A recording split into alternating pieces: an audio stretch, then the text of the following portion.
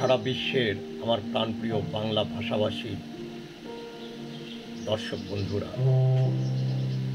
মহা সৃষ্টির মহান স্রষ্টার আশীর্বাদে আশা করি আপনারা ধনে মানে ভালো আছেন। আজ আমি গ্রামের বাড়িতে গিয়েছিলাম। তো শেফালি মায়ের মেয়ে প্রাইমারি স্কুলে পরীক্ষা দেবে, শিক্ষক নিয়োগ হচ্ছে।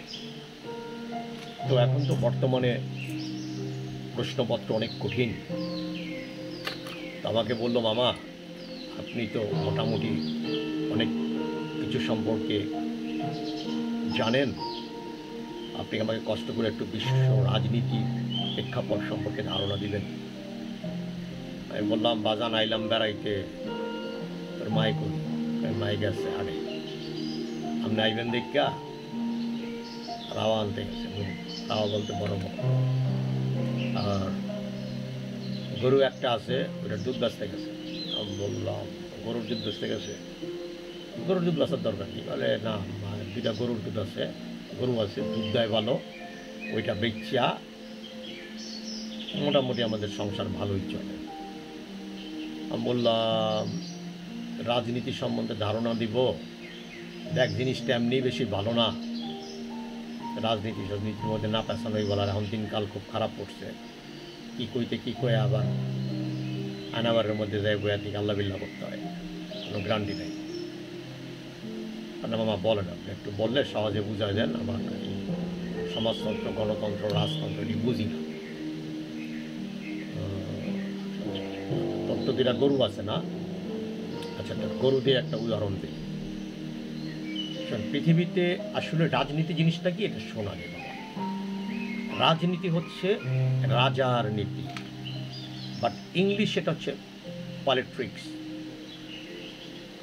এই কারণে যদি তুই দুইটা ভাগে ভাগ করতে চাস, একটা হচ্ছে পলিউটেড ট্রিক্স, মানে যে ট্রিক্স, যে কৌশল দূষিত। আর একটা হচ্ছে তুই পলি দিয়ে বিচার করতে পারিস। পলি মানে ফুল, ফুলের উপরে মানে নিরীহ জনগণের উপরে যে ট্রিক্স বা কৌশল খারাপ হয়ে যায়। আসলে মানুষ রাজনীতি করে। এর মধ্যে আমার একটা মোবাইলের রিংটোন বেজে উঠল। আমার মোবাইলের রিংটোনটা অনেক সুন্দর। রিংটোনটা এরকম, কতদিন পরে এলে একটু বসো, তোমায় অনেক কথাই বলার ছিল, যদি শোনো, কতদিন পরে এলে। বন্ধুরা, আজকে অনেক কথা বলার আছে জীবন নিয়ে, রাজনীতি। যেহেতু শেফালির আমাকে ধরেছে, আপনারা আমার সাথে কিছু সময় নষ্ট করেন, কিছু আলোচনা করব। আজ আমি আলোচনা করব জীবন, দর্শন, ধর্ম, বিজ্ঞান, রাজনীতি এবং জীবনের তার গুরুত্ব। তো আগে শেফালির কথাটাই রাখি, রাজনীতি নিয়ে কিছু কথা বলি। রাজনীতি জিনিসটা মূলত তারাই করবে যারা রাজার নীতিকে অনুসরণ করতে পারে। এখন বাজে হচ্ছে মেবি রাত 12 আওয়ার্স। তো রাজার নীতি অনুসরণ করতে হলে তাকে রাজা হতে হবে। তো বিষয়টা এরকম, শেফালির দুটো গরু আছে, এটাকে আমি ইউ হ্যাভ টু কাউস, এই ফর্মুলাটা দিয়ে আমি রাজনীতিকে, শেফালিকে যেমন বোঝাবার চেষ্টা করব, আপনাদের কাছে বিষয়টা একটু সহজ করার চেষ্টা করব। ধরে নিই শেফালির দুটো গরু আছে। সেই গরুর একটা গরু নিজে রেখেছে এবং তার প্রতিবেশীর গরু নাই। তার প্রতি দয়া পরবশত হইয়া শেফালি বিসমিল্লাহ হয়ে আর একটা গরু আরে দিয়ে দিছে। এই বেড়াও দুধ খায়, শেফালিও দুধ খায়। এই যে সমান হলো না, এই যে একটা গরু শেফালির কাছেও একটা আছে, ওই বেটার কাছেও একটা আছে। এটা কি? এটা হলো সমাজতন্ত্র, সোশিওলিজম। সমান। তাহলে কি সমাজতন্ত্রে সবাই হচ্ছে সমান? বুঝছো শিবালি? মামা কি যে কন বুঝুন না, মানে আমরা কইলে আমার না বুঝি। দ্বিতীয় হইল, এই গরুটাই শেফালির কি করলো, শেফালি যে রাজ্যে বাস করে, এই বাংলাদেশ নামক রাষ্ট্রপ্রধান এই গরু দুইটা শেফালির কাছ থেকে নিয়ে যায়া এই গরু শেফালিরও দুধ দেয়, ওই গরুর দুধ শেফালিরও দেয়, আর অন্যান্য জনগণেরও দেয়। এটা হইল সাম্যবাদ, ইকুয়াল বন্টন। এখন ফ্যাসিবাদটা হইল, এই যে শেফালির গরুটা, এই গরু দুইটা শেফালির সরকার গ্রহণ করছে, সরকারের কাছে নিয়ে গেছে। তুই এই গরু মরু রাখতে পারবি না, খাওয়াইতে পারবি না, আমগো আতালে দিয়ে দিয়ে আমরা পালি। নেওয়ার সময় অনেক মিষ্টি মিষ্টি কথা কইয়া, এখন শেফালি যে দুধ দিতে যায়, টাকা দিয়া দুধ কেন? মানে বিষয়টা হলো, শেফালির গরু সরকার নিয়ে যাইয়া শেফালির দুধ, গরুর দুধ শেফালির কাছে বেচে টাকা দিয়া। এটা হলো ফ্যাসিবাদ, ফ্যাসিজম, যার প্রতিষ্ঠাতা হচ্ছে কে? বেনিতো মুসোলিনি, যে 1919 থেকে 1945 পর্যন্ত দ্বিতীয় বিশ্বযুদ্ধের পরে এই ফ্যাসিজমটাকে পৃথিবীতে প্রতিষ্ঠিত করেছিল। এবং ফ্যাসিজমের সাথে কিন্তু একটা মজার ব্যাপার আছে। ফ্যাসিজমের যখন সরকার থাকে, ফ্যাসিবাদের যারা ধারক বাহক জনগণও কিন্তু একটা দলের মানে এক গোষ্ঠী জনগণ থাকে, যারাও কিন্তু ফ্যাসিবাদকে ধারণ করে। ফ্যাসিবাদের মোড আইডিওলজিটা হচ্ছে, এখন বিষয়টা হচ্ছে কি, ফ্যাসিবাদ নিয়ে তো এই সরকারকে নামানো হইল না, এই সরকারকে কিন্তু বেশ দাপটের সাথে নামানো হয়েছে। এখন নামাইতে যাইয়া ইসের মধ্যে ওই আমি ফাঁকে মিছিলের মধ্যে ঢুকে গেছি, ঢুকে যায় দেখি আমার এলাকারই এক চাচা, ও বলে মানি না মানবো না, মানে মানি না কি, এই সরকারের কোনো কিছু মানে না, এখনও মানে না, ভবিষ্যতেও মানবে না, নামাইতে গোটারে। তো ফাইন, ওকে। আমি বললাম চাচা, আবার কয় ফ্যাসিবাদ সরকার মানি না মানবো না। আমি বললাম, চাচা মিয়া, এই ফ্যাসিবাদ জিনিসটা কি কইতারেন? কইতে তো পারি বাজান, কিন্তু কইতে তো শরম লাগে। শরম কেমন লাগে? তোর শাশিরে দেখছো? দেখছি। এই হলো ফ্যাসিবাদের বড় উদাহরণ। কারণ নাকি, সকালে বাজারে গেছি, বাজারে যাওয়ার পথে আমারে টাকা দিছে, ইয়া করে বাজার করে লইয়া, বাজার করে লই আইছি, যা লিস্ট ধরাই দিছে, এটা লিস্ট মতো আইনা দেই কি, একটা জিনিস একটু কম হয়ে গেছে, হালকা কম, পরিমাণে কম। আমারে কি করছে জানো? সকালে নাস্তা দেয়, নিজে বয়ে বয়ে রুটি খায়, চা খায়, আর গয় কোনবা দেশে থাকো বন্ধু, কোনবা দেশে ঘর, আল্লাহ জানে। আমারে চিনে না, কার বাড়ি ঘর খুঁজে আমি বুঝতে না। মনের দুঃখে হোটেলে যাইয়া রুটি আর ভাজি খাইয়া মিছিলে আইছি। এইটাই হলো ফ্যাসিবাদ। আমার চাচাই বুঝায়, ফ্যাসিবাদ মানে বুঝছো বাতিজা, যেখানে যাইবানি ফ্যাসাদ লাগাইব একটা। লিস্ট মতো দিছে, বাজার করছি, তার বড় হয় নাই, ফ্যাসাদ না একটা। ফ্যাসিবাদ মানে হইলো ফ্যাসাদ। আমি বললাম, চাচা ঠিক আছে, এটা তো আমি বুঝছি, কিন্তু জাতি তো এটা বুঝবো না। শেফালি রেখে এই কথা কইলে শেফালি বুঝবো না। তো ফ্যাসিবাদ জিনিসটা হচ্ছে মূলত সেই তন্ত্র যেখানে জনগণের কণ্ঠ রোধ করা হয়। জনগণ যা বলতে চাবে তা বলতে পারবে না। সরকারের মতটাই এখানে একক মত হিসেবে প্রতিষ্ঠিত হবে। ইতালিতে দ্বিতীয় বিশ্বযুদ্ধের পরে বেনিতো মুসোলিনি এটা করেছিলেন, পরে হিটলার এটার সাথে রিলেটেড ছিলেন, জার্মানির ফ্রাঙ্কো ছিল, ইন্দোনেশিয়ার সুয়ার্তও ছিল। ফ্যাসিবাদ আর ডিকটেটরশিপের মধ্যে একটু পার্থক্য আছে। ফ্যাসিবাদ কিন্তু একটা ইজম নিয়ে হয়, একটা গোত্র, তার মধ্যে দলে অনেক লোক থাকে, এবং ফেসিবাদ কিন্তু হালকা পাতলা সেনাবাহিনীর সাথে একটা গুড সম্পর্ক থাকে, সেনাবাহিনীকে ইনঅ্যাক্টিভ করে ফেলে, সেনাবাহিনী ব্যবসা বাণিজ্য কর্মকাণ্ডে রিলেটেড থাকে। আমরা দেখে নেই যে আমাদের পূর্ববর্তী সরকার ফেসিবাদ ছিল কিনা, সূত্রে পড়ে কিনা। ফ্যাসিজমের গভর্নমেন্ট যিনি থাকেন তার সময় মিডিয়া, সংবাদপত্র এগুলোর কণ্ঠরোধ থাকে, এবং সে তার পূর্বপুরুষ, তার বাবা এটা করেছে, মা এটা করেছে, অমুকে করেছে, সমুকে করেছে, সেই ইতিহাস বলে বলে জনগণকে তার মতাদর্শ চাপিয়ে দেওয়া হয়। একটা ছোট উদাহরণ দিলে বুঝবেন।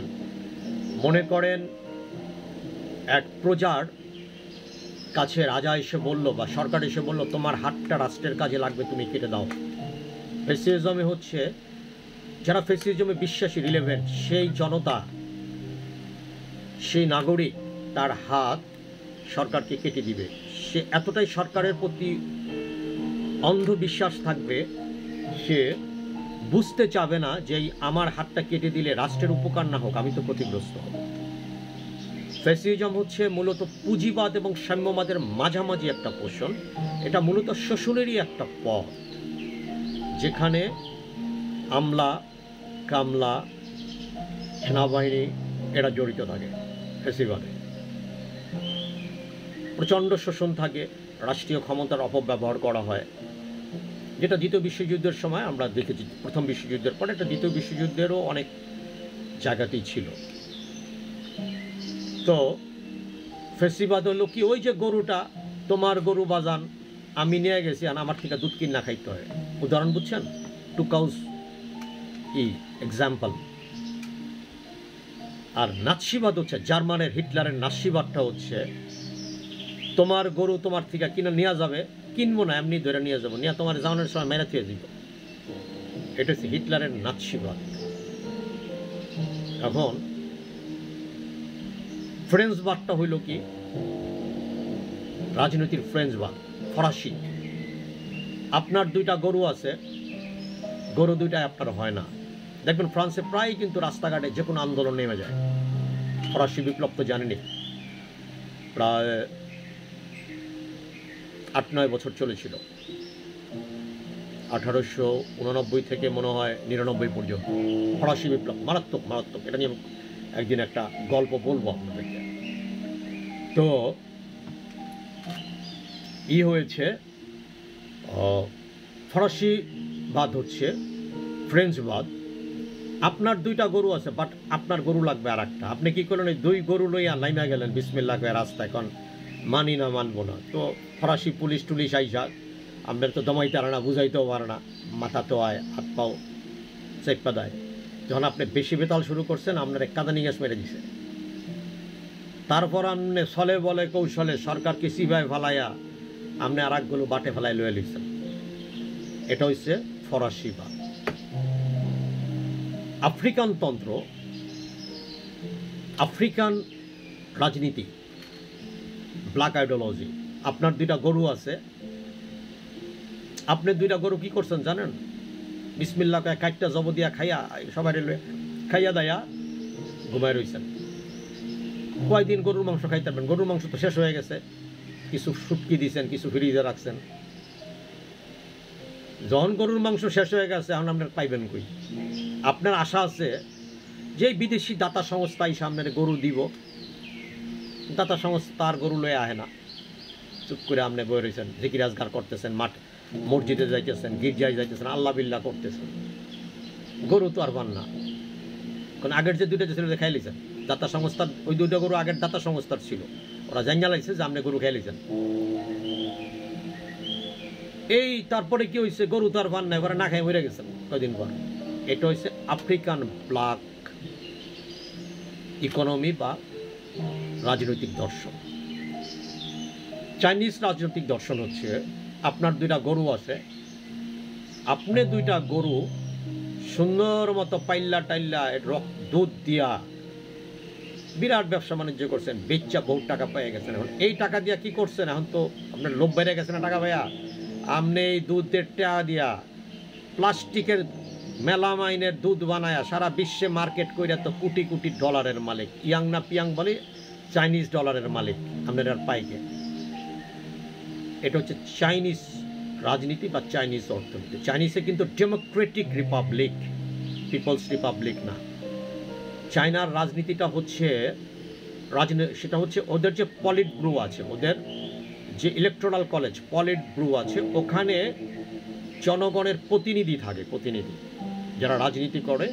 ওখানে একটা ইলেকশন হয়, ভোট হয়। এই যে চাইনিজ যে প্রেসিডেন্ট, উনি কিন্তু একটা ভোটে নির্বাচিত হন, বাট ওই ভোটটা হচ্ছে জনগণ কর্তৃক, ওরা হচ্ছে ডেমোক্রেটিক রিপাবলিক, জনগণ কর্তৃক নির্বাচিত না, পলিট ব্রু কর্তৃক নির্বাচিত। আর বাংলাদেশ হচ্ছে পিপলস রিপাবলিক, বাংলাদেশের জনগণ কর্তৃক প্রধানমন্ত্রী, প্রধানমন্ত্রী কর্তৃক প্রেসিডেন্ট নির্বাচিত হয়। পার্লামেন্টারি গভর্নমেন্ট বর্তমানে আছে, দ্বিকক্ষ বিশিষ্ট কি সংসদ। আর একটা আছে মডার্ন ইকোনমি, যেটাকে বলা হয় ক্লাসিক্যাল ইকোনমি, পুঁজিবাদ অর্থনীতি। পুঁজিবাদ অর্থনীতি হইল, সে বলে বুঝতেছস তো না, আসিস না শোন, মন্দা শোন, কামে লাগবো, ফাঁকে একটা ভিডিও বানাইলে তোর। পুঁজিবাদ অর্থনীতিটা হচ্ছে আপনার দুটো গরু আছে, আপনি কি করেছেন, এই গরু দুইটারে খাওয়ায় টাওয়ায় সুন্দর মতো এটার দুধ আপনি বিক্রি করছেন এবং এই গরুর বাছুরও হইছে, বাছুরও আপনি পাইলা পয়সা বড় করে তার দুধও আপনার বিক্রি করছেন। করতে করতে আপনার 2-5টা বাছুর দিয়ে 100-200 500 বাছুর হয়ে গেছে, 500 গরু মানে গাভী হয়ে গেছে, ঠিক আছে। এবং আপনার যে 2টা গরু ছিল, আপনি কি করছেন, এই 2টা গরু, 2টা তো গাভী ছিল আপনার, আপনি একটা গাভী বিক্রি করে একটা গরু কিনছেন, কিনা সেই গরু, গাভী আর গরু দিয়া অনেক বাছুর হয়েছে। ওই বাছুর দিয়া আপনার প্রচুর গরু হয়েছে, গবাদি, ওদেরকে প্রচুর দুধ পেয়েছেন, মাংস পেয়েছেন, আপনি রাতারাতি ধনী হয়ে গেছেন। এটা হচ্ছে ক্লাসিক্যাল ইকোনমি, বুর্জোয়া অর্থনীতি। ক্লিয়ার? এখন আর একটা আছে modern, ultra modern classical economy. Ultra modern classical ইকোনমিটা হইল, গরুর উদাহরণ দিলাম যেহেতু শেফালির মায় গরুর কথাটা বলে। আপনার দুটো গরু আছে, আপনি কি করলেন, ওই মডার্ন ইকোনমির মতো আপনার যখন টাকা অনেক হয়ে গেল, তখন আপনি পাশের যে আরেকটা লোক আছে তারও অনেকগুলো গরু আছে, 2-3টা গরু আছে, আপনি তারও গরুগুলো কিনে ফেললেন একটু বেশি দাম দিয়ে। কেনার পরে এই বেটার তোর গরু মরো নাই, তোমরা কি করো, বেটার আপনার টাকা কয়েকদিন পাইয়া ফুটানি মুটানি করে খাইয়া দেয়, শেষ। কিছু ঋণ টিন আসলো, মাইয়া বিয়া দিছে, নিজে 2টা বিয়া করছে। এখন সে কি করলো, কয়েকদিন পর আপনার খামার আইসা যোগ দিল। খামারে যোগ দেওয়ার পরে সে কাম কাজ করতে করতে অসুস্থ হয়ে গেল, কাম তো করতে পারে না, কিন্তু বেতন আগের মতোই চায়, ঠাটবাট বাজে। তো আপনি যখন তার বেতন দেন না, সে কি করলো, আরও 5টা ওই আশেপাশের 5টা শ্রমিকরে নিয়ে সে খামারের আন্দোলন শুরু করলো। তো আন্দোলনের পরে আপনি কি করলেন, আবার তার বিরুদ্ধে শক্তি প্রয়োগ করলেন, লাঠিচার্জ করলেন, কিছু শ্রমিক মারা গেল, কিছু শ্রমিক হতাশ হইয়া এই হতদরিদ্র হয়েই তারা দিনাতিপাত করলো। এটা হচ্ছে মডার্ন ইকোনমি, বুর্জোয়া পুঁজিবাদী সমাজের একটা অতি আধুনিক ধারা। শেফালি আবার ফাঁকদা কয়ে উঠছে, আমার সবাই কথা কইলেন, আমেরিকান কথা যে কইলেন না। ও বাজান, ঠিক কথা মনে করছো। হ্যাঁ, আমেরিকান ইকোনমি আছে একটা। আমেরিকান ইকোনমি তো হলো, আপনি একটা গরু, 2টা গরু গাভী পালেন, 2টা গাভী কি করতেছে, বিসমিল্লাহ এত দুধ দেয়, কিন্তু 2টা গাভীর খরচপাতি আপনার পুষায় না।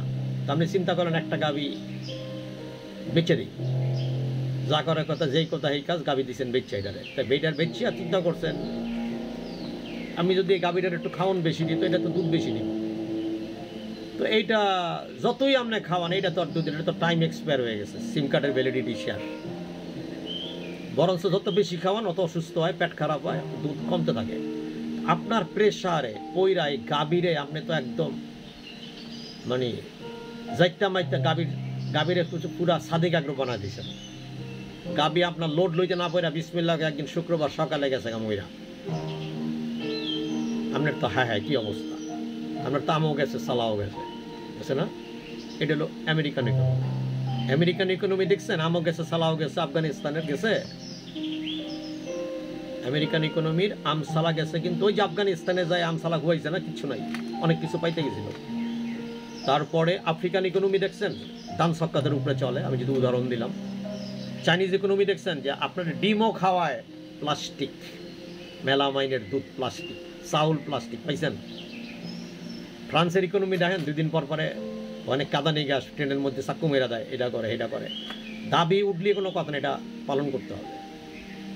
তারপরে আপনি বর্তমান বুর্জোয়ার ইকোনমি দেখেছেন যে আপনারা কোনো রকম ঢুকতে পারলে যে এই যে ফ্যাসিস্ট ইকোনমি, এই যে ফ্যাসিস্টদের অর্থনীতি দেখেছেন যে আপনার জায়গা জমি নিয়া কেউ বানায় প্রেসিডেন্ট হাউস, কেউ বানায় আপনারই কি বলা যায় ট্যুরিস্ট স্পট, কেউ দিয়ে আবার ভাতের হোটেলও দিছে। হারুন নাকি ভাতের হোটেল দিছে, কই জিঞ্জিরার মোড়ে কোন জায়গায় একজনে খাইয়াও হয়েছে, কয় কি তরকারিতে ঝাল বেশি দেয়। আমি কই কান্দিস না, হারিন তো আর নিজেরা আনতো না, অন্য লোকের আনতো।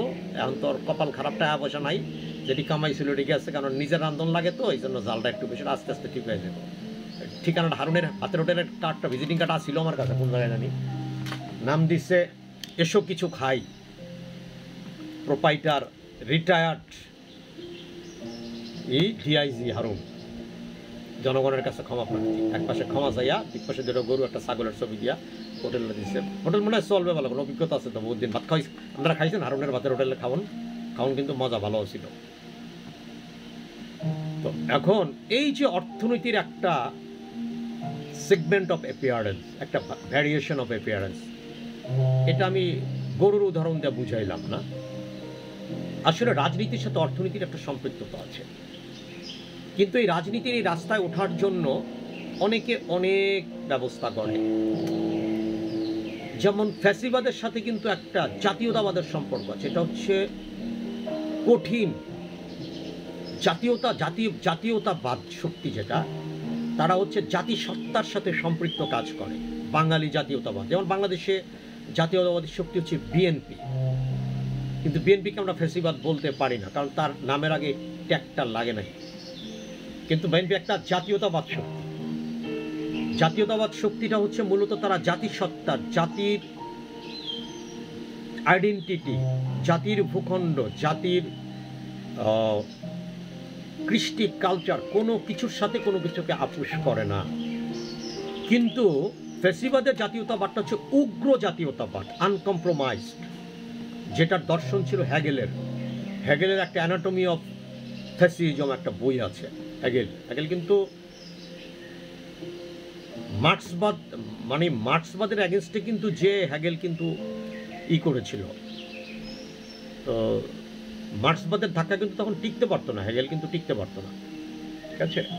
আবার হ্যাগেল আর মার্ক্সের সাথে কিন্তু একটা বিশাল দ্বন্দ্ব ছিল। মার্ক্স ছিল মূলত সমাজতন্ত্র, ওই যে 2 গরু আপনি নিজে একটা রাখছেন আর একজন দিয়ে দিচ্ছেন, এই দর্শনের দার্শনিক ছিল হচ্ছে মার্ক্সবাদ। আর হ্যাগেলবাদ হচ্ছে হ্যাগেলের ইসে কিন্তু ভোগবাদটা কম ছিল। হ্যাগেলের ইসে ছিল দরবেডি গেমাডি, সোজা কথা, তোমার কিছু থাকবে না, যা একটা তোমার আমি খাইয়া গোয়া কিছু দিতে আল্লাহ তোমার দিলাম, না দিতে পারলে নাই, ঠিক আছে? তো এই হইল মোটামুটি, সে বলে তো বুঝছো আশা করি না। আবার তুই এটাকে রাজনীতিক দলমল করে লাইস না বাজান, তাহলে কিন্তু খবর আছে, কারণ তুইও কিন্তু আলগা পাতলা ফেসিবাদের সাথে রিলেটেড আসস। কারণ তুই বলে তোর জামাইরে ভাত গাছটা নিজে খাস, শুনছি তো তোর নামে বদনাম আছে। তোর হৌরে আমার ফোন দেওয়া মাঝে মাঝে কয়, বেয়াই আপনার ভাগ্নি তো এই কাম করে আবার। আমি কইলাম অসুবিধা নাই, ওর পোলা বানাইলে ঠিক হয়ে যাবে। পোলা বানানোর পর তুই বলে জামাই রে চিনুছি, সারাদিন ফেসবুক লিয়ে থাকো, করিস না তো বাদাম, দিন কিন্তু দিন যাইব না, খবর আছে কিন্তু, ঠিক আছে? জামাইয়ের বরদোয়া লাগলে কিন্তু খাওয়ার উপরে মেরে দেবি। তখন এটা তো বুঝাতে পারছি না। তো রাজনীতিটা হচ্ছে কি, রাজনৈতিক দর্শনটা মূলত এখানে একটা রাজতন্ত্র আছে। আবার রাজতন্ত্রটা হচ্ছে কি, এটা হচ্ছে আমার পোলায় হার এনে কোনো বাদ বোধ নাই। দেখেন না, রানী এলিজাবেথ যা করে খোদায় 90-95 বছর পর্যন্ত ক্ষমতায় ছিল, তার পোলাটা তো ক্ষমতায় ক্যান্সার হয়েছে, প্রিন্স ফিলিপের ক্যান্সার হয়েছে না, বাট মনে হয় বাচ্চা আছে কিনা জানি না, মনে হয় আছে, বললে তো খবর বইতাম। ভাই আমরা কি জাতের জাত চিন্তা করেন? ব্রিটিশরা কোন দেশ থেকে আইসা আমাদেরকে শাসন করলো না ভাই? আবার আমরা কমনওয়েলথ বানাইয়া ব্রিটিশদের আন্ডারে যে ছিলাম এটা আবার স্বীকৃতিও দিই। ওটা তো চোরের যাত্রে ভাই। আমগো হীরা মুক্তা, ওই শাহজাহানের এই দেওয়ানি খাস, সিংহাসন সবই তো চুরি করে লয়ে গেছে। চোর চোর, এই যে কোহিনূর, হীরা কোহিনূর, এটা চুরি করে লয়ে গেছে। এদের কমনওয়েলথ থাকার কি যুক্তি আছে জানি না। ওরা তো ওদের আন্ডারে কেন থাকবো আমরা? ওরা তো শোষণ করেছে শক্তি দিয়ে। যে টিপু সুলতানরা মেরা লিছে, মাইরা আবার কি করছে চালাক কি দেন, টিপু সুলতানরা মাইরা ওর কবরের উপরে ফুল দেয়, গিয়া বলে মৃত টিপু সুলতানের সাথে আমাদের কোনো বোঝাপড়া নাই, জীবিত থাকা অবস্থা বোঝাপড়া ছিল। তাকে বলে টিপু সুলতানকে the great warrior, the sword of Tipu Sultan. ঠিক আছে, হায়দ্রাবাদ নিজামের বিরাট নেতা, যাইবেন কইবেন। মানে এটা হচ্ছে জুতা মাইরা গরু মাইরা জুতা দান।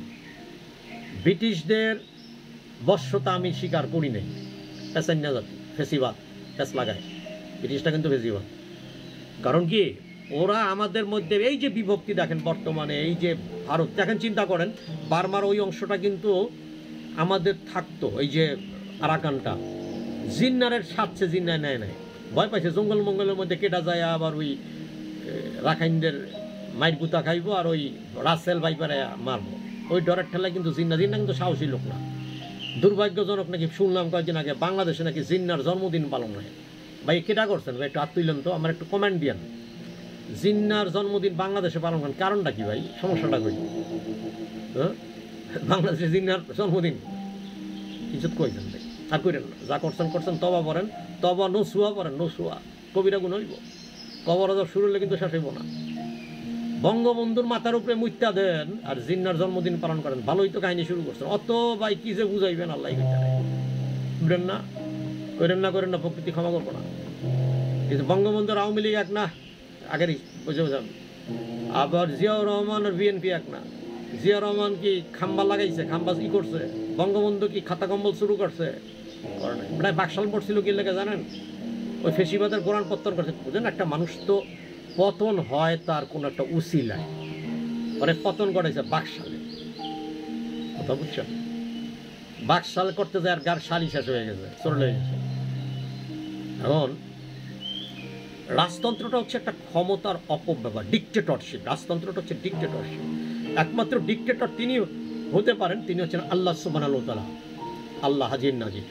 উনি ছাড়া ডিকটেটর হওয়ার ক্ষমতা কারণে, কারণ ওনার কথাতেই সব কিছু চলবে। He is the one and only Almighty.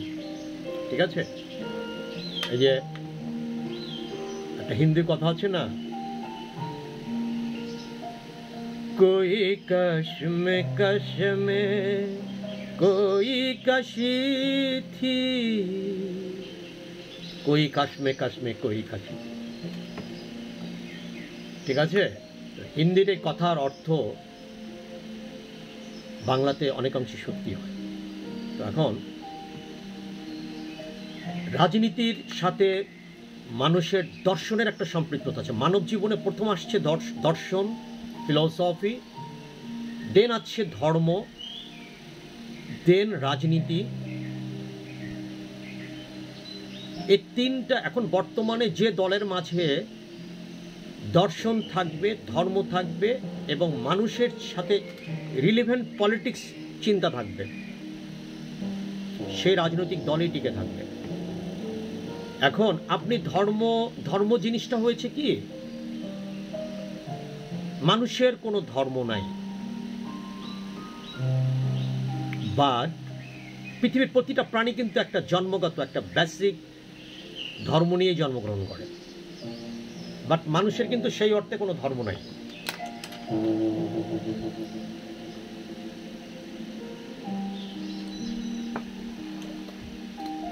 কারণ মানুষ বিভক্ত হয়েছে প্রথম বর্ণে, ওয়েদার রিলেভেন্ট হোমোসোফিয়ান যারা, এই বর্ণ বিবর্তনের মাঝে পরবর্তীতে কেউ সূর্যের পূজা করে, দেয় যে না সূর্য তো জ্বললেই রয়েছে, কেউ আবার বৃষ্টি হইলে, এটার আমি ধর্ম নিয়ে অতটা কথা বলতে যাচ্ছি না এখন, বৃষ্টি হইলে আকাশের পূজা করে, ওই যে বলে না বজ্রপাত হলে আইনোস্ফিয়ার অ্যাটমসফিয়ারের একটা রিফর্মেটিভ রেডিও অ্যাক্টিভিটি।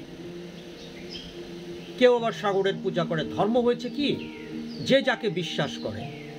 এই আমি বিশ্বাস করি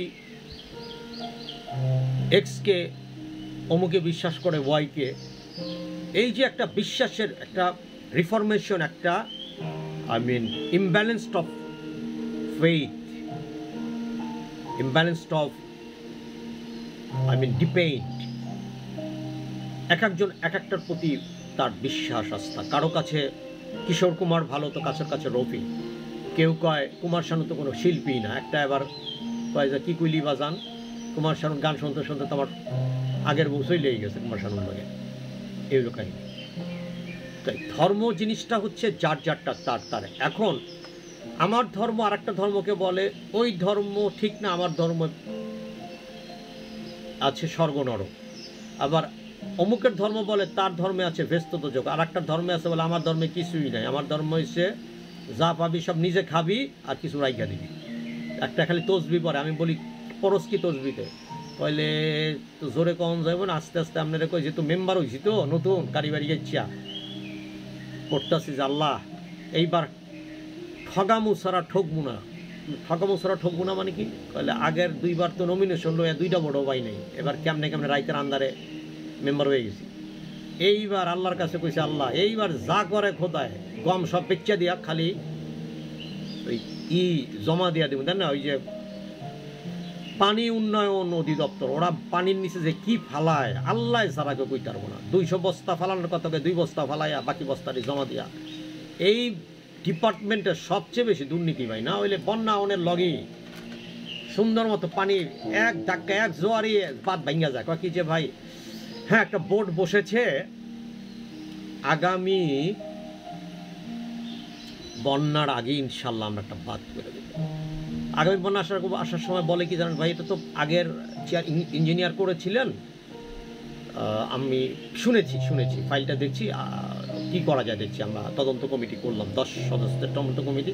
এর মধ্যে 5টাই আছে বিদেশে আর একটাই বলে নতুন বিয়ে করছে। Clear?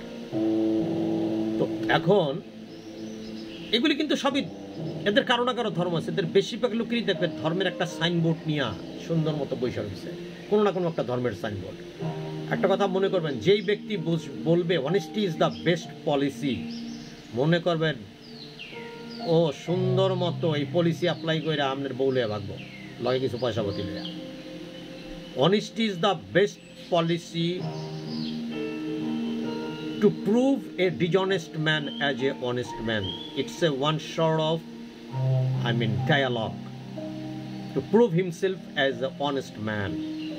Honesty is the best policy সেই লোকের ক্ষেত্রে যে লোক আপনার ঘরে শুয়ে হইয়া ডুইকা ফাল হইয়া বেরিয়ে, আর যে ভালো লোক তারা এটি বলতেই না কখনো। ক্লিয়ার?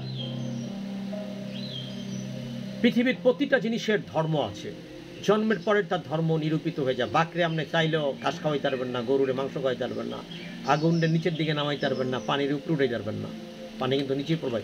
মানুষ কেউ খুন করে, কেউ চুরি করে, কেউ ডেয়াতি করে, কেউ চিল্লায় যায়, কেউ নম করে, কেউ বুদ্ধান শরণাম গচ্ছামি। এরা এক জাতের এক ধর্ম। কারণ মানুষের আছে বিভিন্ন জাতীয় চিন্তা ভাবনা করার ক্ষমতা, চিন্তা করে সে তার বিভিন্ন ধরনের পছন্দ করে নেয়, পছন্দ থেকে তার বিভিন্ন ধরনের বিশ্বাস তৈরি হয়, তার অপারগতা বিভিন্ন ধরনের হয়। কেউ শালসা গায়া ঠিক হয়, কেউ আবার আট্রসি হুজুরের কাছে যাইয়া ভাত খাইয়া শান্তিতে ভাত খাইয়া সুস্থ হয়, তার ওইটাতে বিশ্বাস। কারো আবার দেখা যায় যে সাধু বাবাজির কাছে যাইয়া বিশ্বাস, কেউ বা আমার কাছেও দেখা যায় দোয়া দুরুদ পড়লে জিকির করে সমাধান পাইছে, এরকম 2-4টা কাহিনী শোনা যায় ইতিহাসে পাইছে। এখন এই ধর্মকে যদি এখন মানুষ ধর্মকে রাজনীতিতে তখন নেয় যখন সেই দেশের জনগোষ্ঠী সেই ধর্মের থাকে। বাংলাদেশে যদি মনে করেন শিখ ধর্মের কোনো রাজনৈতিক দল হয়, বাংলাদেশে তো শীতই আছে সর্বোচ্চ 13টা, এই যদি রাজনৈতিক দল করে তো ভোটও পাইব 13টা। এর মধ্যে 2টা যদি আবার বিএনপির একটা আওয়ামী লীগে যায় তো ভোট ছুটতে গেছে, এখানে বিএনপি আওয়ামী লীগের 2-1টা তো জামাতেও গেছে, ভোট পাইব হুদা 3টা। যেই দেশে যেই ধর্ম বিশ্বাসী লোক বেশি থাকে, রাজনীতিবিদরা সুকৌশলে সেই ধর্মের নামকে ব্যবহার করে ধর্মভিত্তিক রাজনীতি করতে চায়। এটা লজিক্যাল ফিলোসফিতে সৈয়দ পীর ভাইয়ের ধারণা, সৈয়দ সুফি সাহের ধারণা। এখন যেই দেশে ধর্ম বিশ্বাস যেরকম, অনেক দিকে দেখেছি আমি, ব্যাংকে দেখেছি সকালে ছিল ফার্স্ট সিকিউরিটি ব্যাংক, বিকালে যায় এটা ব্যাংক হয়েছে কি জানেন, ফার্স্ট সিকিউরিটি ইসলামী মুদারাবা ব্যাংক। আমি কইলাম ভাই আপনি নিজেই তো নামাজ পড়েন না, মালিক হয়েছেন, এসালাম তো নিজেই নামাজ পড়তো না, মুদারাবা ব্যাংক হইলো কেমন বলে এটা দিলাম, এটা খাইবো ভালো। দেখছো ইসলামী ব্যাংকের ব্যবসা করে, ইসলামী ব্যাংকের ব্যবসা দেখছো মিয়া, তুমি বুঝো হুদা কামে, আমার তো ডুবাইবা বুদ্ধি দিয়া। মুদারাবা মেরে দিছে, হে কিন্তু মুদারাবায় টাকা লাগায় না ভাই, হে কিন্তু শুধুই টাকা লাগায়। আর আপনারা দেওয়ানোর সময় সঠিক নাই, দেওয়ার সময় 2 টাকা কম বেশি দিব না, কমই কিন্তু দিবে। চাইতে গেলে এখন দেখি যে ভিডিও দেখি যে চাইতে গেলে ব্যাংকের টিয়া চাইতে গেলে এই ক্যামেরা নামান, এই ক্লব সবাল গেট লাগাও, দেয়া দুই থাবর মারে 2টা, আমার টাহানি আমারই থাবর মারে, মাইরা কি যে আরে ইয়ের ভিতরে ঢুকাই দাও। বলছি না টাকা পাইবেন না, যখন খুশি দিব আপনি যে বাংলাদেশ ব্যাংকে যোগাযোগ করেন। আমার টাকা রাহনের সময় ভাই কি মিষ্টি কথা, কোল্ড ড্রিঙ্কস 2টা খাওয়ায়। আর এখন গরমের মধ্যে কোল্ড ড্রিঙ্কস তো দূরের কথা ভাই, জান আমি গেলে এসি বন্ধ করে দেয় প্রতিষ্ঠানের, বেশি বন্ধ করে যাতে গরমে আমি 2 মিনিটও বইতারি না। ভাইজান আমি কিন্তু পানি খাইতেছি, আবার আপনারা মনে করেন না যে বনি আমিনের মতো আমি আবার বা সেফুদার মতো অন্য কিছু খাইতেছি। আমার চেহারায় মনে হয় অন্য কিছু খাই ভাই, খাই না, এটা পানি খাই। একটু আজকে একটু গরম পড়ছে তো ভাই, এসিও কাজ করতেছে না, ঠিক আছে। আর আমি এসি অবশ্য 28-এ চালাই, বেশি ঠান্ডায় চালাই না। এখন মানুষের ধর্ম নির্ভর করে মানুষের বিশ্বাসের উপরে। যেই জনগোষ্ঠীতে যেই বিশ্বাস বেশি, সেই জনগোষ্ঠীতে সেই ধর্ম প্রভাব বেশি, সেই ধর্মের প্রভাবে সেই ধর্মের উপরে প্রভাব বিস্তারকারী সেই ব্যক্তিবর্গের দললিন জুল্লিন গ্রুপের অংশীদার বেশি, সেই ধর্ম যদি রাজনীতিতে নিয়ে আসা যায়। আর যদি বলা হয় সেই ধর্মে যেহেতু বিশ্বাস বেশি, আমি যেহেতু ইসলামের আইডিওলজিতে বিশ্বাস করি, তো আমার ইসলাম বিশ্বাসের উপর রিলেটেড যদি একটা ধর্ম আসে আমি সবই সেখানে বিশ্বাস করব। এখন যারাই ধর্মকে স্টাবলিশ করে রাজনীতি করবেন তারা কতটুকু বিশ্বাস রাখবেন বা তাদের অতীতের বিশ্বাস কতটা ছিল এটা সময়তেই বলে দিবে। এটা সময়ের উপর নির্ভর করে, ইটস ডিপেন্ড অন টাইম। আর মূলত ধর্ম জিনিসটা হচ্ছে, ধর্ম যে কি জিনিস সেটা বুঝতে পেরেছেন? মানুষের ধর্ম না থাকলে কি হয়? এই যে ফ্যাসিস্ট গভর্নমেন্টের পতন ঘটলো, বইটা কি হয়েছে দেখছেন? বইটা রাইতে আর ঘুমাইতে পারেন না। এই দেখি ফেসবুকে দেখি যে ভাই এই ডাকাইত পড়ছে, ডাকাইত এই জায়গায় ধ্যান দা গেল, এই তিলপাপাড়ার থেকে মাদার টেকটা কদমতলার থেকে খিলগাঁওর থেকে শাহজাহানপুর খালি এই ডাকাইত ঘুরতেছে। কারণ ডাকাইত মনে করছে কি এখন তো আর পুলিশ নাই, 999 তো ভাঙ্গা ছিল আগে ওরা 999 ভাঙছে বাইরে, বুঝছেন? ওরাই ডাকাতি করতেছে, যারা 999 ভাঙছে, অস্ত্র লুট করছে। ডাকাইত কি হেরা করছে নাকি যারা মসজিদে বসে আল্লাহ বিল্লাহ করে হেরা করছে? মানে যে চক্রটা ছাত্রদের মধ্যে ঢুইকা জেলখানার থেকে দুষ্কৃতিকারীদেরকে বের করেছে, ডাকাতি তো ভাই দুষ্কৃতিকারা সারা ভাই সহিজিল্লা জামিন লোক আলহাস লোক তো ডাকাতি করতে পারবো না, পারবো আমার মতো আপনার মতো তো ডাকাতি করতে পারবো না। এটির আগে বাইর করছে কৈরাদের থেকে, ওই যে জেলখানার থেকে অস্ত্র নিছে, পুলিশ ভাইয়া অস্ত্র নিছে, পুলিশের হেডকোয়ার্টার ডাকাতি কইরা চুরি কইরা আগুন জ্বালায় অস্ত্র নিছে। এরা পরে 999 ভেঙে দিছে যাতে পুলিশ খবর না নিতে পারে। সুন্দর মতো আটঘাট বাইন্দা এখন সুন্দর করে বাইকে 30 জন 40 জন এমনভাবে যাবে, দেখা হইলে হবে কি মনে করবেন যে একটা হল দিক আছে, শূন্য সিপার মধ্যে ঢুকা সব বাড়িঘরটা ডাকাতি করে লওয়া যায়। কারণ ওই সময়ে দেশের আইন শৃঙ্খলা বা মিনিস্ট্রি হোমটা অ্যাক্টিভ ছিল না, ক্লিয়ার, ইনঅ্যাক্টিভ ছিল। পুলিশ তখন নাকি হোমের মধ্যে লাভ দেওয়া উঠতো, হ্যাঁ আমি না ভাই ওই যেটা মাইরা লটকায় থুয়ে দিচ্ছে ভাই, পুলিশ মারাটা খুব অন্য হয়েছে। পুলিশই রাষ্ট্র ছাড়া পৃথিবী কি চলে না। পৃথিবীতে অনেক রাষ্ট্র আছে ভাই যাদের সেনাবাহিনী, যেমন ভ্যাটিকান সিটিতে সেনাবাহিনী নাই। আপনি যদি যুদ্ধ নাই করেন কারোর সাথে তো আপনার সেনাবাহিনী রাখার দরকার নেই, উদাকামে সেনাবাহিনী রাখা লাভটা কি যদি আপনার যুদ্ধ নাই করেন। সেনাবাহিনী কিন্তু অত্যন্ত ব্যয়বহুল একটা বাহিনী, সেই বাহিনী কি সেই জাতির সেনাবাহিনী থাকা উচিত যে দেশে বহির্বিশ্বের আক্রমণের সম্ভাবনা আছে। একটা সেনাবাহিনী, যে কোনো একটা বাহিনী পালা কিন্তু অনেক টাফ। তো সেনাবাহিনী না, এরকম অনেক রাষ্ট্র আছে, বাট পুলিশ নাই এমন কোনো, ভ্যাটিকান সিটি তো পুলিশ আছে, ঠিক আছে। তো যেমন ফ্যাসিস্টদের কিন্তু সেনাবাহিনী রিলেভেন্ট থাকে, ফ্যাসিস্ট যারা তারা সেনাবাহিনী ডিপেন্ড থাকে, এটা ফ্যাসিজমের একটা মুসলিনি কিন্তু অনেক মেধাবী ছিল, কিন্তু স্কুলে পড়েছে, যেন স্কুলে টিচার ছিল না, শিক্ষক ছিল, অত্যন্ত মেধাবী ছিল, ঠিক আছে।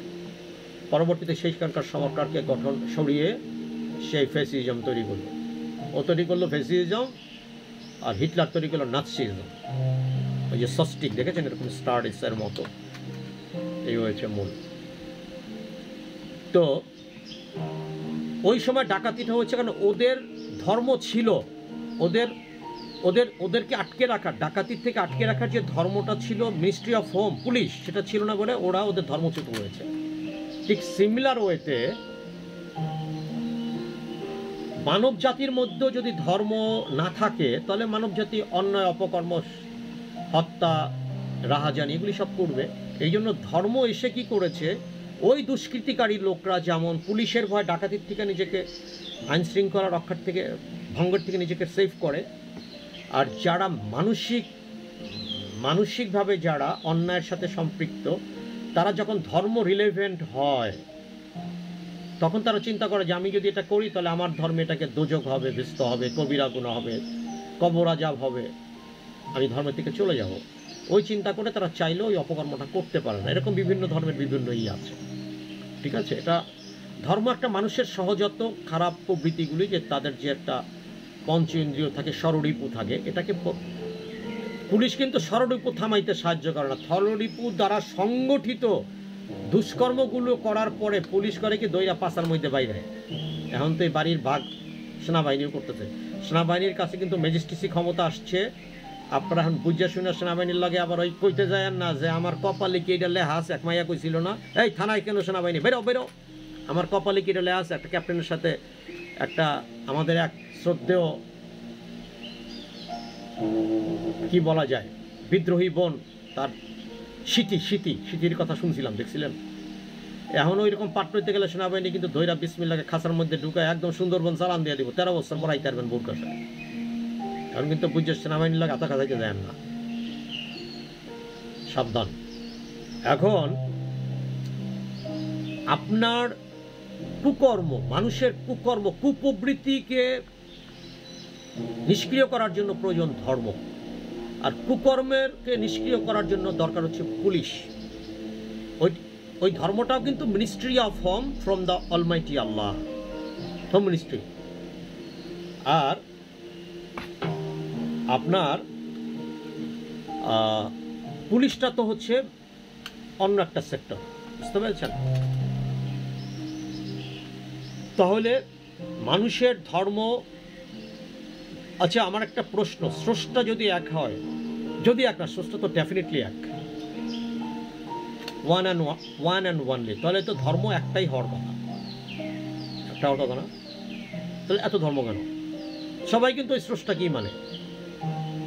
আসলে আমার মনে হয় ধর্ম টাইম টু টাইম একটা ইভলিউটেড হয়ে, স্থান কাল পাত্র বুঝে, সময় বুঝে, উপযোগিতা বুঝে, ক্রাইমের ধরন বুঝে ধর্ম হয়েছে, বিভিন্ন ধরনের নাম ধারণ করেছে, ঠিক আছে।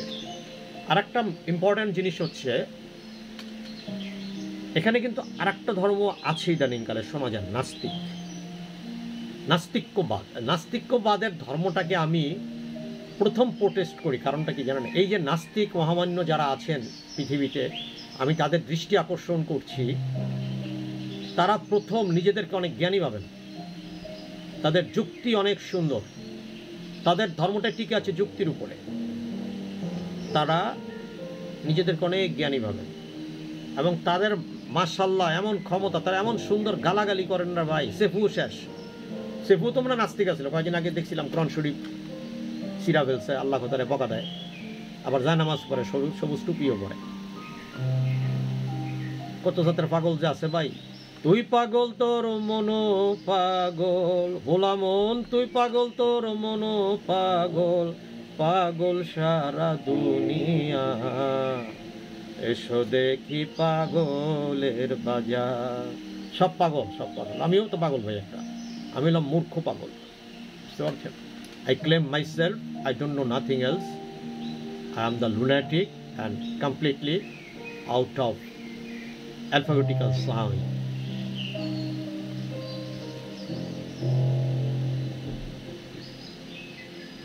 जो वादा किया हो निभाना पड़ेगा, That's why से कभी कभी मेरे दिल में ख्याल आती है। তো নাস্তিকদের বড় সমস্যা হয়েছে কি জানেন? ওরা একটাই আটটারে দেখতে না, কদিন পরে একটা আটটারে পিটায়। আবার আমাদের ধর্মেও এরকম একটা প্রবলেম আছে, এক হুজুর আর এক হুজুরের সাথে বৈরিত হয়। এক ইসলাম ধর্মে কতগুলো শাখা পড়ছে, কিন্তু বাট ইসলাম ধর্মটা তো রসুল পাকের ধর্ম না, তো রসুল পাক যেটা পালন করতেন আমরা একটাই পালন করি, সমস্যা তাই তো হওয়া উচিত, তাহলে তো সমস্যাটা থাকে না। যেহেতু বাংলাদেশ একটা মুসলিম কান্ট্রি, এখানে মুসলমানরা একটা রাজনৈতিক দল করতেই পারে, বাট সেটা একটা হওয়া উচিত। যদি 10টা রাজনৈতিক দল হয়ে যেত, মুসলমানরা তো বিভক্ত হয়ে যাবে, সেক্ষেত্রে মুসলমানরা কখনই ক্ষমতা আসতে পারবে না রাজনৈতিক দল দিয়ে। একটা মুসলিম রাজনৈতিক দল হওয়া উচিত, যাদের অতীত ইতিহাস মোটামুটি ভালো, স্বাধীনতার পক্ষের শক্তি হতেই পারে। সে ভোটে আসবে কি আসবে না, that's depend completely on the public perception, এটা তো বলতে পারি না ভাই। ভোটে তো কপাল খারাপ থাকলে আওয়ামী লীগ দাঁড়াইলে পরের বার আওয়ামী লীগ হয়ে জিতারে, ভাই আমি ভোট দিব না এটা বুঝতারি, কারণ যে কাহিনী মাইনি শুনছি ভাই ডরাইছি, ঠিক আছে? এখন আপনারা ধর্মভিত্তিক রাজনীতিতে প্রবলেমটা কি জানেন? বিভেদ, ধর্মভিত্তিক রাজনীতিতে কিন্তু বড় বিভেদ তৈরি হয় না। কারণ ওই জামাতে কিন্তু কোনো হিন্দু লোক নাই, জামাতের আমির কি হিন্দু হইতে পারবে ভাই? পারবে না। বা চরমোনাই পীর সাহেবের দলে কেউ হিন্দু আছে নাই, তাহলে এটা একটা ধর্মভিত্তিক বিভেদ তৈরি হলো। কিন্তু বিএনপিতে কিন্তু সেই বিভেদটা নাই, বা আওয়ামী লীগে নাই, বা জাতীয় পার্টিতে নাই, আছে। ও শেফালি আমার একটা কাগজ লেখা দিছে, কাগজে লেখছে যে ভাই আপনি সব রাজনীতি বললেন, এরশাদ সাহেবের রাজনীতি নিয়ে কিছু বললেন না। ভাই এরশাদ সাহেবের রাজনীতিটা ফ্যাসিজম ছিল না, ওটা ছিল ডিক্টেটরশিপ, উনি একাই করেছেন।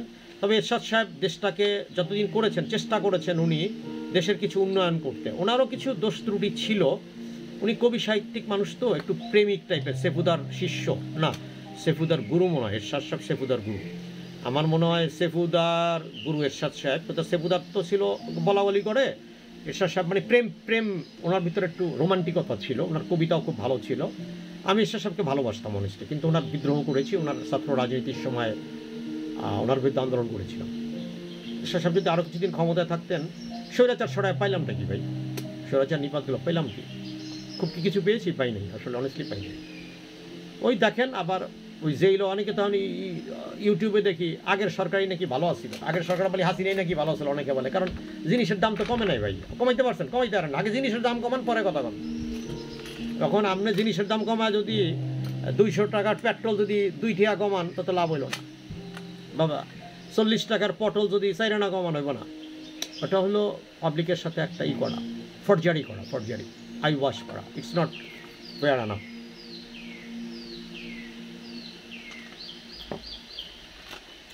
এখন ভাইজান পানি না খায় আমার মতো 10 মিনিটও কথা কইতে পারবেন না। আমি তো একটা ভিডিও 1 ঘন্টা করি, 1 ঘন্টা করি, 4000 তো দেখলেন, না দেখলে নেই। ধর্ম নিয়ে রাজনীতি করা যেতে পারে, বাট ধর্মকে রাজনীতির উপযোগ্য করলে বিপদ আছে। আপনি ধর্ম নিয়ে রাজনীতি করলেন, দেশে শরিয়া আইন করলেন, এই দেশে ধরলাম 25 কোটি লোকের মধ্যে 10 কোটি মুসলিম, বাকিরা অন্য জাতির। তা আপনার তো শরিয়া আইন 10 কোটি লোকের উপরে অ্যাপ্লিকেবল হবে, বাকি লোক তো নামাজই পড়ে না, রোজাই রাখে না, হজ দেয় না, জাকাত করে না, এটির আপনি দৌড়া মারবেন কি লইয়া? এই যে কি জিজিরা কর দিয়ে আমাদের দেশে থাকবো, এটা একটা কোনো কথা? এটা কি যুক্তির কথা হইল যে তুমি মুসলমানও না, তুমি জিজিয়া কর দিয়া থাকবে? এই সিস্টেম কি এই সভ্য জগতে চলে? আপনি কি তাকে গরিমতের মাল বানাইতে পারবেন? কেমনে বানাইতে পারবেন? তখন তো রসুল পাকের প্রেক্ষাপট আলাদা ছিল, যুদ্ধের হিসাব কিতাব আলাদা ছিল। এই কাম করতে গেলে তো ভাই ইসলাম প্রশ্নবিদ্ধ হয়ে যাবে, এটা তো করা যাবে না। আমার প্রিয় ধর্ম, শান্তির ধর্ম, তো এটা করা যাবে না। ওই আইএস এর ইসলাম কি আসলে ইসলাম ছিল? সাদ্দাম তো ঠইগা যাইয়া আইএস এর ইসলাম বানাইছে না? সাদ্দাম ঠগার পরে যে বিদ্রোহী দলটা হয়েছে ওটাই কিন্তু আইএস হয়েছে, ইসলামিক স্টেট। ওর যে কর্মকাণ্ড, মেয়েদেরকে ধরে নিয়ে যায় রেপ করতো, বিবাহ ছাড়া বহির্ভূত, হত্যা করতো, গরিমতের মাল। এই কনসেপ্ট তো চলবে না বাবা, এটা ওরা বর্বর কনসেপ্ট করছে ওরা, ঠিক আছে? এই যে হোলিয়াটিজমে যে ঘটনাটা ঘটাইছে, এইটা কি ইসলাম? এটা কোনোদিন ইসলাম না। বাট ইসলামকে এভাবে স্টাবলিশ করা হয়েছে। অ্যাজ এ রেজাল্ট কি হয়েছে? এখন ইসলাম বলতে মানুষের জঙ্গিবাদ মনে করে। হোলিয়াটিজমের এই কাজটার জন্য বেচারা জাকির নায়ক বেটা কিছু চিনে না, জানে না, বুঝতেই পারে নাই, ধর্ম প্রচার করে। ডাক্তার ছিল, কত সুন্দর একটা ইসলাম কি বলা হয়, একটা টিভি চ্যানেলের নামও দেখছেন, বুঝলা গেছি মানুষের মনে না থাকতে থাকতে। বেটা সব কিছু বন্ধ করে বেটার সব খাতাবালি দইরা বাড়া গেছে মালয়েশিয়া। বেটার জন্য হোলিয়াটিজম যায় না। এই একটা, এটা হচ্ছে কি তারা ধর্মকে রাজনীতিতে স্টাবলিশ করে। ধর্ম কি আসলে অনেস্টলি রাজনীতিতে টেনে না এনে ধর্মটা ধর্মের জায়গায় থাকা উচিত। রসুল পাক তখন করেছিলেন মূলত, তখন ইসলাম দরকার ছিল। ইসলাম ধর্মটা তো আসলে লেটেস্ট ধর্ম, রসুল পাকের প্রেক্ষাপটটা তখন সঠিক ছিল। কিন্তু এখন পৃথিবীর কোনো দেশই না, এখন দেখেন সৌদি আরবে কিন্তু মডার্নিজমে চলে আসছে, মডার্ন ধর্মতত্ত্বে চলে আসছে। আর হোয়াট শুড আই সে,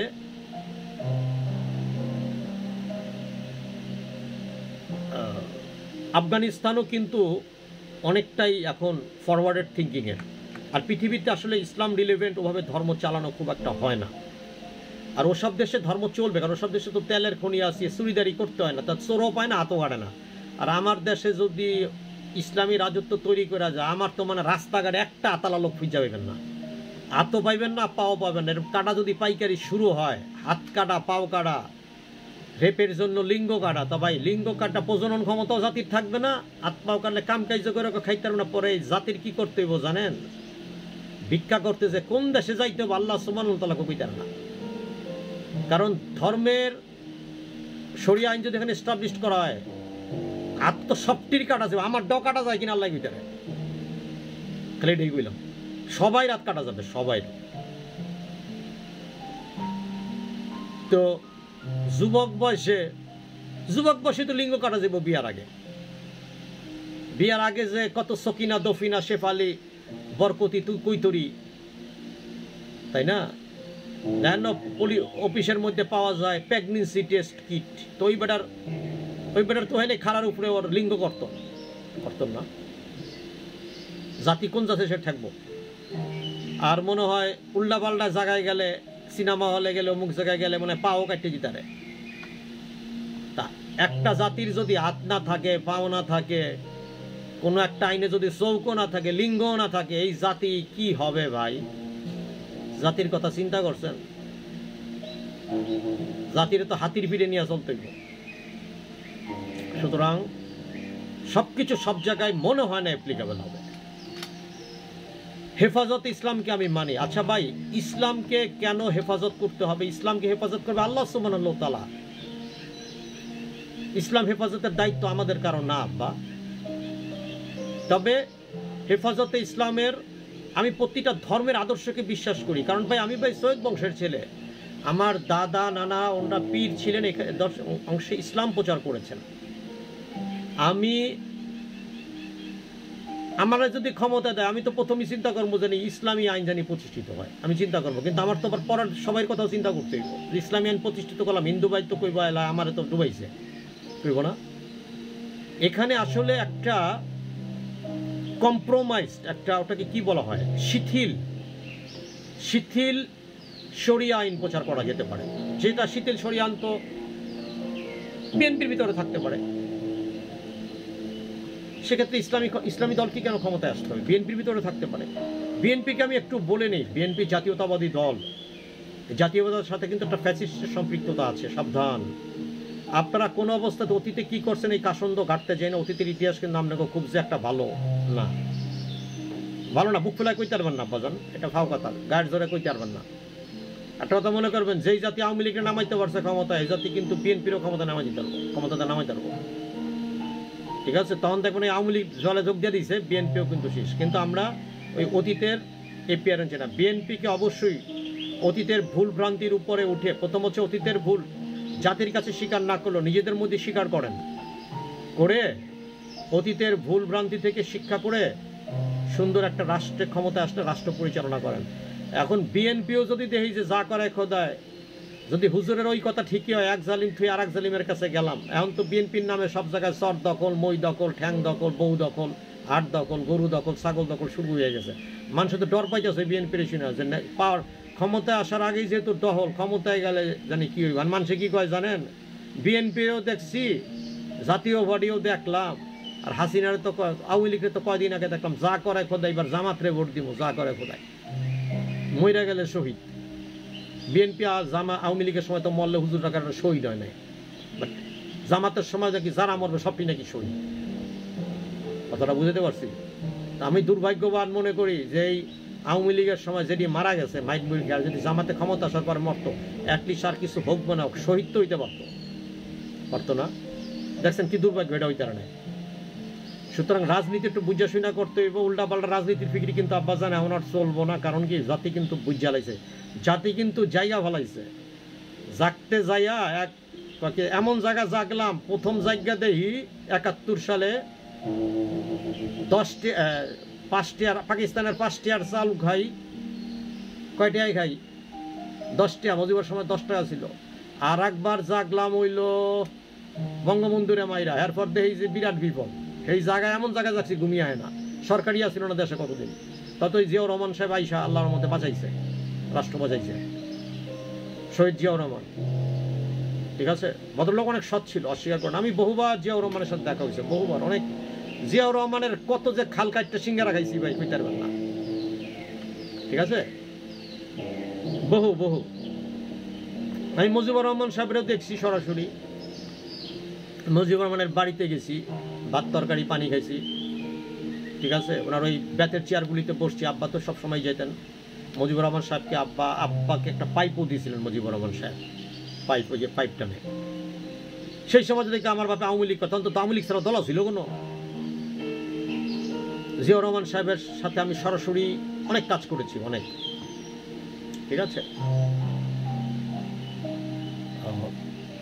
এখন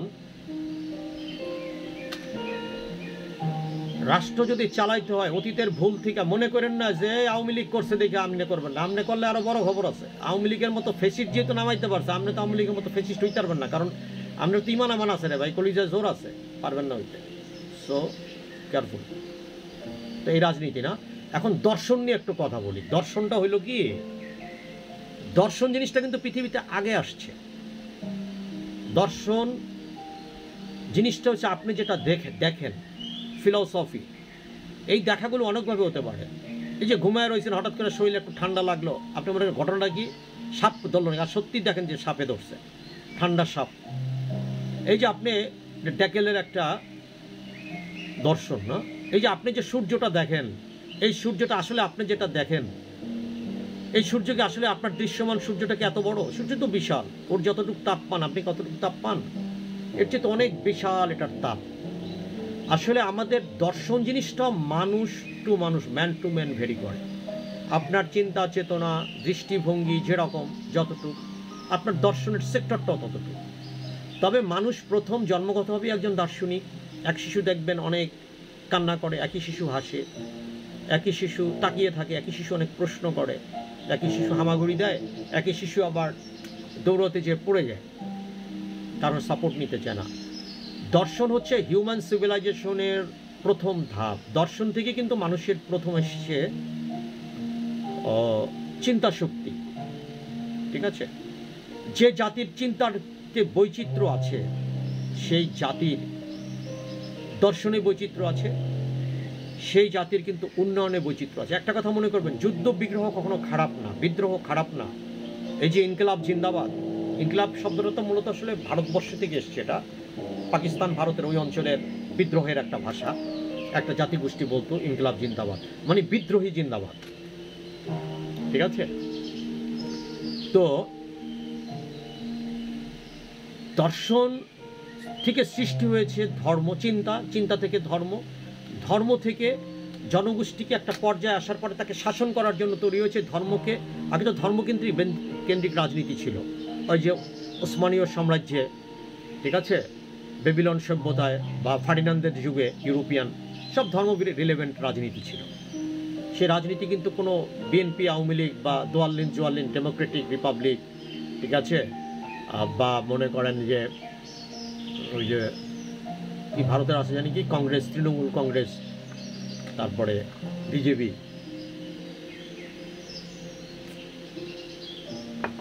নট লাইক দ্যাট।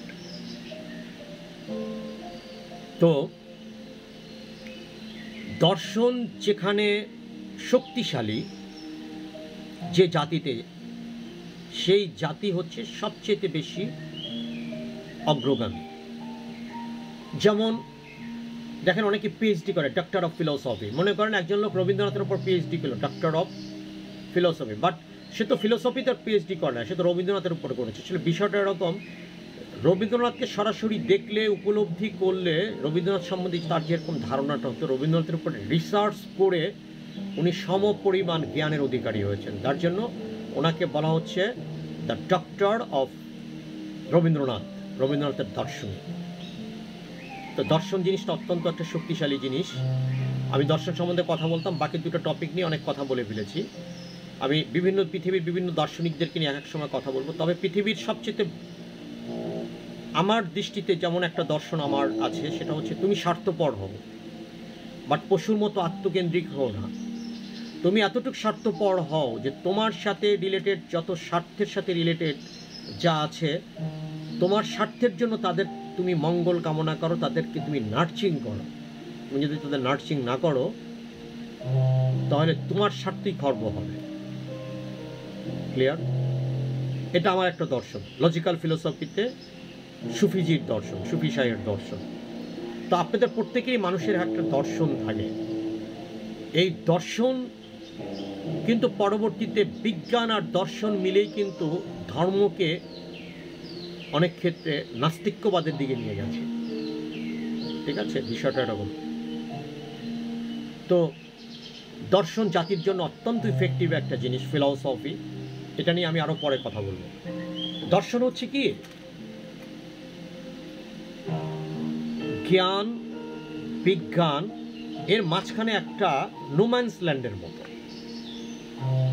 মানে ধর্ম, বিজ্ঞান, জ্ঞান সবকিছুর মাঝখানে, মানে যেখানে আপনি কোনো উত্তর পাবেন না, সেখানে দর্শন যদি আপনাকে উত্তর দিতে নাও পারে, আপনি বুঝতে পারবেন at least what is going to happen in your life or the universe or your atmosphere and country. এখন আমি বিজ্ঞান নিয়ে কিছু বলার নাই। বিজ্ঞান হচ্ছে পৃথিবীর ভিতরে সবচেয়ে পরিবর্তনশীল। আজ যে বিজ্ঞানের উপর বেচ করে বিশ্বাস করে আপনি আগাচ্ছেন, কাল দেখা গেল সেই বিজ্ঞানটাই ভুল ছিল। উদাহরণ যেমন অনেক ড্রাগস চলে আসে, যেমন একসময় একটা ঔষধ ছিল, ওষুধটার নাম ছিল কট্রিম ট্যাবলেট। এটা এক ধরনের অ্যান্টিবায়োটিক ছিল, ইউরিনারি ট্র্যাক্টের জন্য খাওয়া হতো। কিন্তু পরবর্তীতে ফার্মাসিস্টরা রিসার্চ করে দেখলেন এই কট্রিম ট্যাবলেট খেলে কিডনি ফেল করে এবং গলব্লাডারে পাথর হয় এবং ক্যান্সারও হতে পারে। ওটা কিন্তু কট্রিম ট্যাবলেটটা আস্তে আস্তে উঠিয়ে নিয়েছেন। তার মানে কি, বিজ্ঞানের শেষ কথা বলতে কিছু নেই।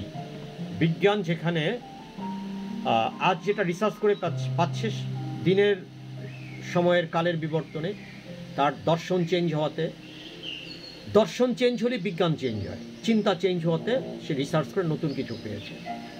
এখন এগুলোর সমন্বয়ে আপনার জীবনকে আপনি কিভাবে ফার্নিশ করবেন? আপনি নিরপেক্ষ দৃষ্টিতে সবকিছু বিচার করবেন, একদম নিরপেক্ষ দৃষ্টিতে। আপনার যতটুকু ধর্মের কাছে যাওয়ার দরকার আপনি যাবেন। ধর্ম কিন্তু কর্মহীন হয়ে কখনো ধর্ম পালন করতে পারে না। সে যে ধর্মেরই হন, আপনি ধর্মকে এমন পর্যায়ে নিয়ে যাবেন না যে আপনার ধর্ম পালন আরেকজনের জন্য বিরক্তির কারণ হয়। আপনার ধর্ম পালন কোনো অর্থনীতির জন্য হুমকি হয়, আপনার ধর্ম পালনের পিছনে কোনো ফ্রড ফরজারি থাকে, আপনি সুবিধা পাচ্ছেন, বাট আপনি যে ছাত্রদেরকে দিচ্ছেন একই খাবার তারা পাচ্ছে না। আপনার ধর্মের সাইনবোর্ডে যেন কেউ বলৎকারের শিকার না হয়।